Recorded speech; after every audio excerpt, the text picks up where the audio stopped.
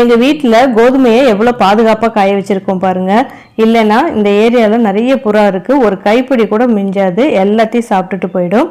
கோதுமையை காய வச்சுட்டு அதோட மிளகா தனியாகவும் காய வச்சாச்சு. செம வெயில் அடிக்குது, துணியும் காய போட்டுட்டு லஞ்ச் செய்ய வந்துட்டேன். இன்றைக்கி சிம்பிளாக பூண்டு குழம்பு தான் வைக்க போகிறேன்.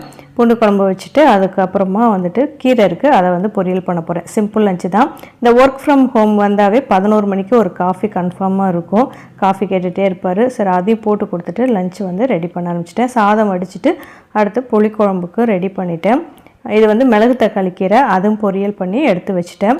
அதுக்கப்புறமா வீடியோ எடுக்கவே மறந்துட்டேன். ஏன்னா ஒரு ஃப்ரெண்டு வந்திருந்தாங்க, பேசிகிட்டே அதுக்கப்புறம் வீடியோ எடுக்க முடியல.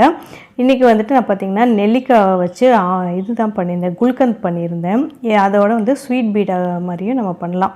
இந்த detail recipe Mahi Prabhas kitchen சேனலில் ரெசிபி சேனல் நம்மளுது, அதில் இருக்கும். டைம் இருக்கும்போது செக் பண்ணி பாருங்கள்.